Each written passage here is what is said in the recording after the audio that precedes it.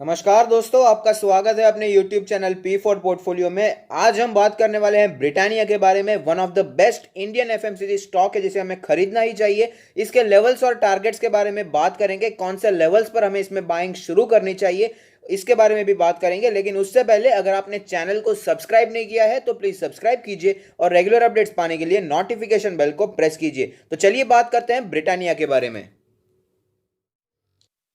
तो आप देख सकते हैं कि ब्रिटानिया इंडस्ट्रीज एक लार्ज कैप कंपनी है जिसका मार्केट कैप है 83,000 करोड़ के आसपास। अगर बात करें इसके लास्ट ट्रेडेड प्राइस के बारे में तो वो है 3,466 रुपीज, जो कि है 0.47% ऊपर। अगर बात करें इसके 1 ईयर के रिटर्न्स के बारे में तो आप देख सकते हैं कि 1 ईयर में हमें पॉजिटिव 20% के रिटर्न्स दिखाई दे रहे हैं। अगर 5 ईयर के बारे में बात करें तो 162.23% के पॉजिटिव रिटर्न्स हमें दिखाई देते हैं। अब बात करते हैं इसके की मेट्रिक्स के बारे में तो आप देख सकते हैं पीई रेशियो है 59.41, जबकि सेक्टर का पीई है 42.67। प्राइस टू बुक रेशियो की बात करें तो वो है 19.43, जबकि सेक्टर का प्राइस टू बुक है 9.77। तो हम देख सकते हैं कि पीई रेशियो और प्राइस टू बुक रेशियो दोनों में हमें ये एक्सपेंसिव दिखाई दे रहा है सेक्टर के मुकाबले। डिविडेंड यील्ड है 0, यानी कि काफी समय से डिविडेंड नहीं दिया है। सेक्टर का डिविडेंड जबकि है 1.33%। तो हम देख सकते हैं कि एक्सपेंसिव वैल्यूएशन है और ऊपर से डिविडेंड भी हमें नहीं दे रहा है। लेकिन अब इसका फाइनेंशियल ट्रेंड अब देखते हैं कैसा है इसका फाइनेंशियल ट्रेंड। तो आप देख सकते हैं कि 2017 में जो रेवेन्यू थी वो थी 9,200 करोड़ के आसपास, जो कि बढ़कर 2020 में 11,870 करोड़ की हो गई है। तो आप समझ सकते हैं रेवेन्यू भी बढ़ी है पिछले 4 सालों में। अगर बात करें प्रॉफिट्स के बारे में तो 0.88 करोड़ थे 2017 में, जो कि बढ़कर 2020 में 1.4 करोड़ हो गई। तो आप समझ सकते हैं कि अच्छी खासी ग्रोथ दिखाई दे रही है रेवेन्यू और प्रॉफिट दोनों के बेसिस में, यानी कि अच्छा है। इसका फाइनेंशियल ट्रेंड ऊपर ही जा रहा है, चाहे वो रेवेन्यू हो या प्रॉफिट हो। अब बात करते हैं इसके अलग अलग फाइनेंशियल स्टेटमेंट्स के बारे में। तो आप देख सकते हैं कि इंडस्ट्री की रेवेन्यू ग्रोथ है 7.9%, जबकि ब्रिटानिया की है 10.15%। मार्केट शेयर पिछले 5 सालों में बढ़ा है, 21.14% से हो गया है 23.44%। अगर इंडस्ट्री की नेट इनकम के बारे में बात करें तो वो है -51.06%, जबकि ब्रिटानिया की है 24%। अब देखते हैं कि अलग अलग फाइनेंशियल ईयर में हमें कंपेयर करने से क्या पता चलता है। तो आप देख सकते हैं पिछले 4 या 5 फाइनेंशियल ईयर से हमें ग्रोथ दिख रही है, चाहे वो टोटल रेवेन्यू हो, एबिटा रेशियो हो, पीबीआईटी हो, पीबीटी हो, नेट इनकम हो या ईपीएस हो। तो आप समझ सकते हैं कि अच्छी खासी ग्रोथ दिखी हमें पिछले 5 फाइनेंशियल ईयर से। हर एक बेसिस पे हमें ग्रोथ दिखाई दे रही है। अब देखते हैं बैलेंस शीट पे कितना डेब्ट है, अगर है तो भी कितना है। तो आप देख सकते हैं कि जो नॉन करंट लायबिलिटीज हमें दिखाई दे रही है वो है, टोटल लॉन्ग टर्म डेट जो दिखाई दे रहा है वो है 61.92, जो कि कम हुआ है पिछले साल के कंपैरिजन में। और हम कह सकते हैं कि टोटली डेट फ्री कंपनी है, क्योंकि नॉन करंट लायबिलिटीज काफी कम है, 100 करोड़ के आसपास ही है। इसका एक साल का प्रॉफिट 1,400 करोड़ के आसपास है, जबकि इसकी नॉन करंट लायबिलिटीज सिर्फ 100 करोड़ से। तो हम कह सकते हैं कि overall almost debt free company से कह सकते हैं, थोड़ा सा ही डेप्ट है कंपनी पे। अब देखते हैं कि इसमें शेयर होल्डिंग पैटर्न कैसा दिखाई दे रहा है, म्यूचुअल फंड के पास कितनी होल्डिंग है, प्रमोटर्स के पास कितनी होल्डिंग है, उसके बारे में भी जरा जान लेते हैं। तो आप देख सकते हैं कि प्रमोटर के पास है 50.63% की होल्डिंग, म्यूचुअल फंड के पास है तकरीबन 5% की होल्डिंग, डीआईआईस के पास है 13.37% की होल्डिंग और एफआईआईस के पास है 14.71% की होल्डिंग और अदर पार्टीज के पास है 21.28% की होल्डिंग। तो आप देख सकते हैं कोई भी प्रमोटर प्रेज होल्डिंग है नहीं, जो कि एक बहुत ही अच्छी बात है। हमने देखा कि इसके फाइनेंशियल स्टेटमेंट से हमें पता चलता है कि इंडस्ट्री के एवरेज से ये कंपनी ग्रो कर रही है, फाइनेंशियल ट्रेंड इसका ऊपर जा रहा है, रेवेन्यू भी बढ़ रही है, प्रॉफिट्स भी बढ़ रहे हैं, बैलेंस शीट पे डेब्ट भी बहुत ही कम है, जो कि एक बहुत ही अच्छी बात है।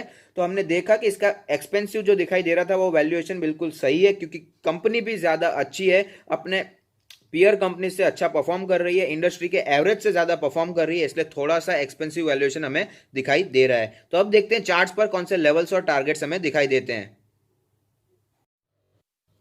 तो आप देख सकते हैं कि हम लोग चार्ट्स पर आ चुके हैं। मार्केट में जब गिरावट नहीं हुई थी तब इसका मार्केट प्राइस था 3,200 के आसपास का, लेकिन जब मार्केट्स ने गिरावट शुरू कर दी थी इसने सपोर्ट लिया था 2,200 के आसपास के लेवल पर। उसके बाद अच्छी हमें तेजी देखने को मिली है, तुरंत ही वो रिकवर भी हो गया था और अभी स्टॉक चल रहा है अपने ऑल टाइम हाई के आसपास। तो अब बात करते हैं इसके कुछ इंडिकेटर्स के बारे में। तो आप देख सकते हैं कि मनी फ्लो का जो नंबर है वो है 71। आप देख सकते हैं कि थोड़ा सा ओवरबॉट हो चुका था, लेकिन अब ये नीचे आ चुका है। अब देखते हैं इसका MACD हमें क्या बताना चाहता है। MACD के बारे में बात करें तो आप देख सकते हैं MACD हमें काफ़ी समय से कंफ्यूज दिखाई दे रहा था, लेकिन अभी थोड़ी सी तेज़ी दिखाता हुआ दिखाई दे रहा है। आप देख सकते हैं जो MACD ने हमें बुलिश क्रॉसओवर दे दिया है वो अभी भी कंटिन्यू है। अब देखते हैं इसका RSI का नंबर कैसा है, RSI में कैसी स्ट्रेंथ दिखाई देती है। तो आप देख सकते हैं कि जो RSI का नंबर है वो है 70.73 के आसपास, जिसमें हमें अच्छी खासी स्ट्रेंथ दिखाई दे रही है। मनी फ्लो इंडेक्स की तरह ये ओवरबॉट नहीं हुआ था। अब बात करते हैं इसके बॉलिंजर बैंड के बारे में। तो आप देख सकते हैं बॉलिंजर बैंड के अपर बैंड के आसपास ये क्लोज हुआ था, उसके बाद थोड़ी सी गिरावट बनी हुई है। अगर अपर बैंड के नंबर के बारे में बात करें तो वो है 3545। अगर मीडियन के बारे में बात करें तो वो है 3224। लोअर बैंड के बारे में बात करें तो वो है 2903 रुपीज़, यानी कि ओवरऑल 2900 का है इसका लोअर बैंड। अब बात करते हैं इसके पिवट लेवल्स के बारे में, पिवट पॉइंट्स पे कौन से लेवल्स हमें दिखाई दे रहे हैं। तो आप देख सकते हैं जो पिवट लेवल यहाँ पर दिखाई देता है वो है 3220 का, जो कि इसके 20 डेज के EMA के आसपास है। अगर रेजिस्टेंस की बात करें तो इसे रेजिस्टेंस लग चुका है, वो कि जो कि है 3574 का। अगर बात करें इसके सपोर्ट के बारे में तो मैं आपको दिखाना चाहूँगा कि यहाँ पर जो हमें लाइंस दिखाई दे रही हैं 50 डेज के EMA, 200 डेज के EMA, उसी के आसपास एक छोटी सी ग्रीन लाइन दिखाई देती है जिसका नंबर है 3024। ये है इसका पिवट का सपोर्ट लेवल। अगर उसके भी नीचे हम बात करना चाहते हैं तो जो नीचे के लेवल से वो है 2670, जो हाल ही में मुझे ऐसा नहीं लगता है कि इतनी ज़्यादा गिरावट हमें देखने को मिल सकती है, लेकिन 3000 का लेवल इसमें आ सकता है। अब मैं आपको ऑल टाइम चार्ट दिखाऊंगा जिसमें एक कैंडल 1 मंथ को रिप्रेजेंट करेगी। तो आप देख सकते हैं हम ऑल टाइम चार्ट पर आ चुके हैं जहां पर एक कैंडल 1 मंथ को रिप्रेजेंट कर रही है। ऑल टाइम चार्ट पर हम देखें इसने हमें मल्टी बैगर रिटर्न्स दिए हैं पिछले कुछ सालों में। 2014 से इसने अच्छी खासी तेजी दिखाई है, हमें अच्छे खासे मल्टी बैगर रिटर्न्स ये दे चुका है। अगर बात करें इसमें सपोर्ट के बारे में तो आप देख सकते हैं यहाँ पर इसने अपने 20 मंथ्स के EMA के आसपास सपोर्ट लिया था। उसके बाद थोड़ी आगे जाने के बाद 2019 के आसपास इसमें थोड़ी गिरावट बनी हुई थी। जून के महीने में इसने अपने 50 मंथ्स के EMA के आसपास सपोर्ट लिया था, लेकिन अभी जो गिरावट हुई थी इसने अपने 50 मंथ्स के EMA को भी तोड़ दिया था, लेकिन हालांकि वो ज़्यादा सस्टेन नहीं हो पाई गिरावट और तुरंत रिकवरी देखने को मिली थी। तो हमने देखा कि दो लेवल से जो कि है इसके 20 मंथ्स का EMA जो कि है 3000 के आसपास और 50 मंथ्स का EMA जो कि है 2500 का लेवल। अब मैं आपको वापस करंट सिचुएशन दिखाना चाहूँगा।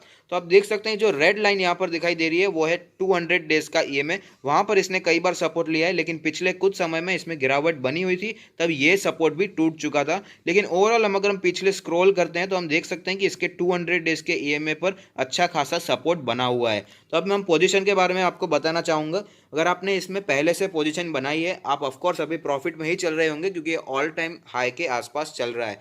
अगर आपने नीचे इसमें पोजीशन बनाई हुई है तो आप इसे लॉन्ग टर्म के लिए होल्ड कर सकते हैं, क्योंकि बहुत ही अच्छा स्टॉक है। हमने इसका फंडामेंटल एनालिसिस भी किया है, हमने देखा कि इंडस्ट्री के एवरेज से ये काफ़ी आगे चल रहा है।